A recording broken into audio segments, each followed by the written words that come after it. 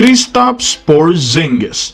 Well, mga ka-one stories na pag-usapan nga po natin kahapon, medyo hindi nga maganda ang ininda nitong sakit sa kanyang paa noong Game 2. Kahit man nga po nakabalik pa siya sa game at natapos, hindi para naman klaro ang kanyang tunay na kalagayan. Ngunit ngayong araw nga po mga ka-one stories, malinaw, again, may natamo na namang injury si Porzingis. Ayon nga po sa inilabas na balita ni Shams Charania, nagtamo nga ito ng injury sa kanyang binte, torn medial retinaculum. Ibig sabihin medyo malala nga ito at malaki ang posibilidad na hindi makapaglaro sa Game 3. Well, good news rin naman ito para sa Dallas Mavericks kung hindi makapaglaro. Ang tanong, ito na nga ba ang pagkakataon at tsansa ni Luka Doncic at Kyrie Irving na makabawi sa Game 3? Tara na't pag-usapan natin yan at talakayin na rin ang balitang usap-usapan ngayon si Kevon Looney sa Lakers. Pero bago yan, please don't forget to hit the notification bell at mag-subscribe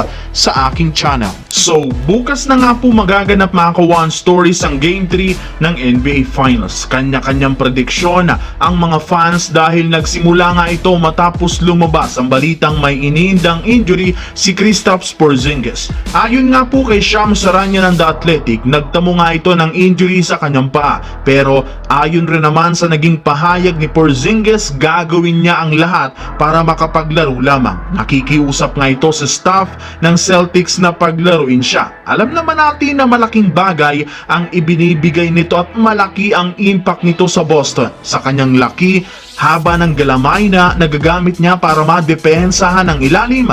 Ito rin naman ang nagsisilbing third option ng Celtics sa opensa. Pero mukhang mag-iibang storya mga ka-one stories kung hindi ito makakapaglaro. Eto na nga ba ang pagkakataon ni Kyrie Irving at Luka Doncic na makabuelo at makapag-penetrate papasok ng ilalim?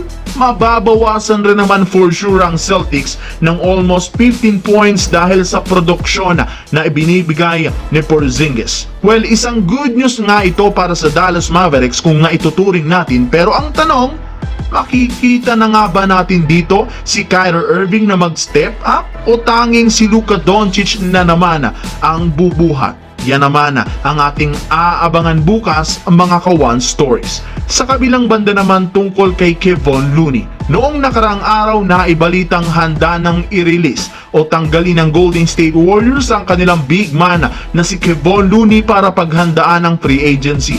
Dahil nga hindi ito epektibo sa team, plano nga nilang i-waive ang kanyang kontrata para makapag-save sa tax. Alam naman ninyo na isa nga ang Golden State Warriors sa mga teams na napakalaki ng ibinabayad sa tax. Plano naman nga po nilang humanap ng kapalit niya na magsisilbing sentro sa second unit nila. Pero pagkatapos nga pong lumabas ang ganitong klaseng balita, usap-usapan sa social media ang balitang may plano nga daw ang Lakers na kunin si Kevon Looney. Well, lininawin lang natin mga ka-one stories. Malabo nga itong kunin ng Lakers. Bakit? Kung ikukumpara nga natin ang plano ngayon ng Lakers, naghahanap nga sila ng isang modern center, meaning may shooting sa kahit anumang parte ng court. Labo rin naman nga pong mag-complement ang laro nito sa Lakers at kay LeBron at syempre kay Davis dahil medyo mabagal nga itong gumalaw. Panigurado, babagal rin ang pace ng Lakers sa depensa at opensa kung kukunin nila, kaya naman masasabi nating malabo nga po siyang kunin ngayon ni Rob Pelinka.